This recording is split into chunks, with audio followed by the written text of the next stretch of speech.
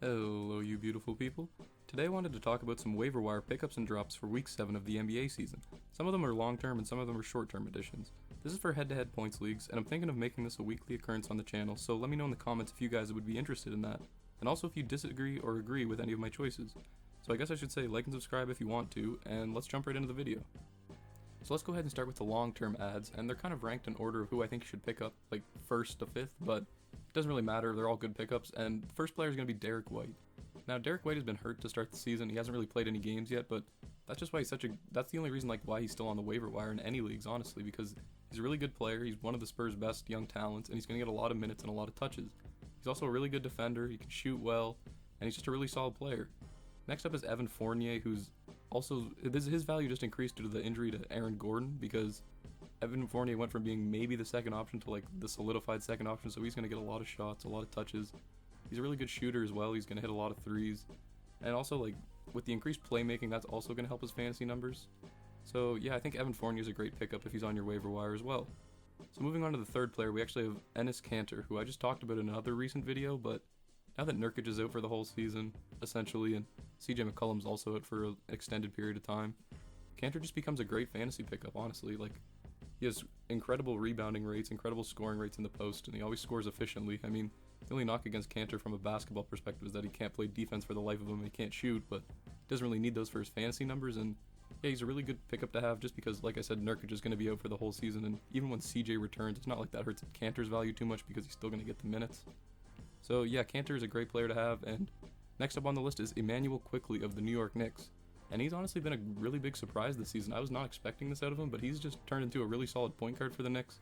He's challenging Peyton for their starting spot, and his minutes seem to be increasing as Tibbs starts trusting him more, so I definitely keep an eye on him.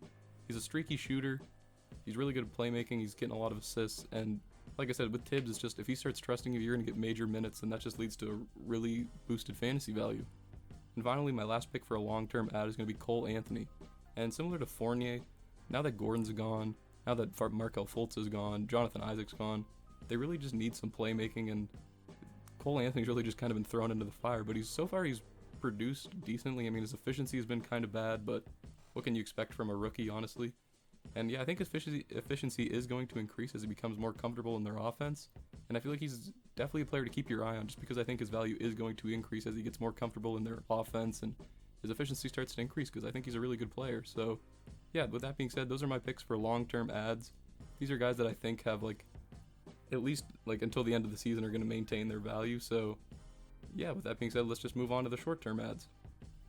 So at the time I'm recording this, it's currently the 7th week of the NBA fantasy season, so these are kind of short-term ads, not guys that I think are going to maintain value for the entirety of the rest of the season, but they definitely have some great short-term upside, and some of them may even translate to the longer term, but for right now we'll just focus on players that I think are going to be good. Like I said, not necessarily for the whole season, but at least for a good portion of time that you can get some value out of them if you have like a free streaming spot. So the first player is going to be Thaddeus Young, and Thad Young is just on crack right now, man. Like, I don't know what is going on with his fantasy numbers, but like, he got 8 points, 11 rebounds, 11 assists one game, 16 points, 9 rebounds, and 9 assists in the other.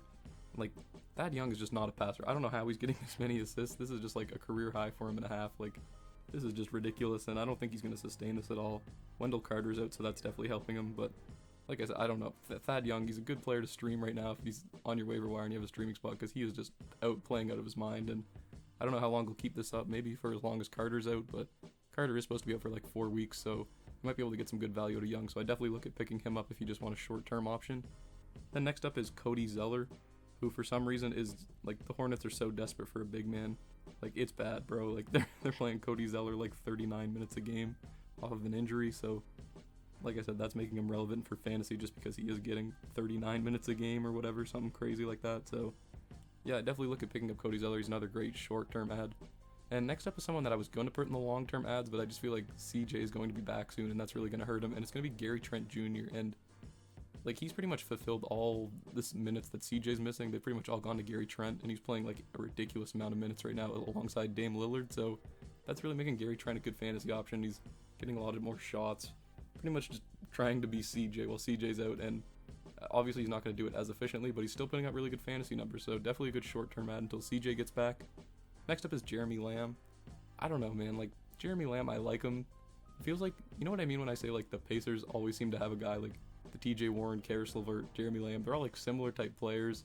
And they all just have their stretches, like we saw Bubble Warren. They all just have their stretches where they're just turning into gods.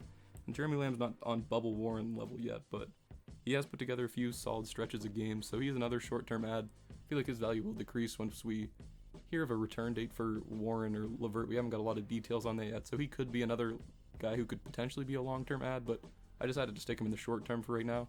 And lastly, we have someone that I put in one of my most overrated players videos, but it's going to be Lonzo Ball.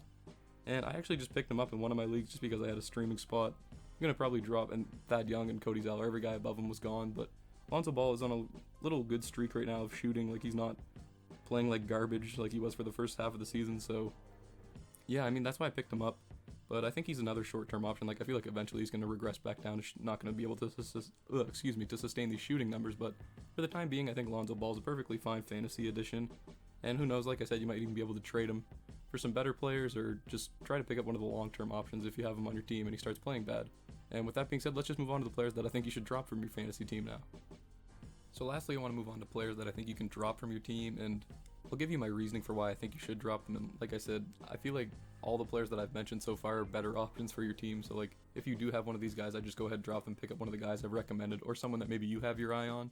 You can leave that down in the comments below. But anyway, these aren't in any particular order. Just like if they're on your roster, man, like I think it's just time to give up. So starting off, we're gonna go with Danilo Gallinari, and I had some hopes from Gallinari when he got back from his injury, but so far he's just looked kind of washed and he hasn't really looked like himself. And I feel like, I don't know, I just don't have a lot of trust in him to get back to his old form. It doesn't look like he's going to at this point, so it's really unfortunate to see, but I'm ready to give up on Gallinari and replace him with a much better fantasy option. So next up is DeMarcus Cousins, and he started getting rostered in a bunch of leagues because he had like that 2-game hot stretch where Wood was out, and I feel like that's the only way that he's going to be relevant for a fantasy format. So if Wood ever like sits out a game or two, I'd definitely pick up Cousins, but while Wood is healthy, like there's really just no spot for Cousins in fantasy. Like, he's just not providing enough value to be worth a roster spot, and I just think you can drop him to the waivers, honestly. Next up is Duncan Robinson, and I love Duncan Robinson, don't get me wrong, I think he's one of the best shooters in the league. I mean, obviously, I think a lot of people would agree with me there, but yeah, he just had a really good streak because, like, the Heat were getting mucked with their own, and they just had no players available, so he was taking a lot of shots. He was, like, the second option, and it was just ridiculous. Like, his fantasy numbers were inflated because of that, and they're definitely going to come back down, in my opinion, now that the Heat are healthy again, so I feel like he's definitely... You could try to trade him, maybe someone would be interested in his threes, but for points leagues it doesn't really matter too much, and I feel like he belongs on the waivers now. And then next up is Blake Griffin, and I think we all know what's going on with Blake Griffin, man. Like, I hate to say it, but he is completely washed. He cannot drive to the rim. He's lost all of his athleticism due to the injuries. He's primarily a three-point shooter now, and not like a super efficient one at that, so Blake Griffin, really sorry to see this happen to him, but age has caught up to him, and the injuries and all that, and it's just really made him irrelevant for the fantasy format, and I think he belongs on the waiver wire as well. And lastly, he's going to be another player who really just hasn't looked like themselves this season. It's going to be Lou Will. And normally Lou Will's known for like coming off the bench, being a good scorer, putting up good numbers, but so far he just hasn't been able to score. He hasn't found his shot, and it really just looks like, I don't know, man, it's weird. He just doesn't look like Lou Will, and I don't think he's going to pick it back up because I don't even think the Clippers really need him to, and there's a lot of trade rumors because the Clippers have been looking for another point guard. I feel like they would be open to shipping Lou Will just because like he hasn't really been performing at a high level. And yeah, I feel like Lou Will belongs on the waiver wire even if he gets traded, just because he really doesn't really provide any peripheral stats outside of his scoring, and if he's not going to do that efficiently, then he just doesn't have a spot on your team. So with that being said, that's going to conclude the video. Let me know what you guys think, what players you would drop, and what players you want to pick up from waivers. I'll give you guys some opinions on it. And I want to thank you guys very much for watching. I'll try to make more of these, like I said. If you guys are interested, I'll try to make like one every week at least. And yeah, thanks for watching again, and I hope you all have a great day.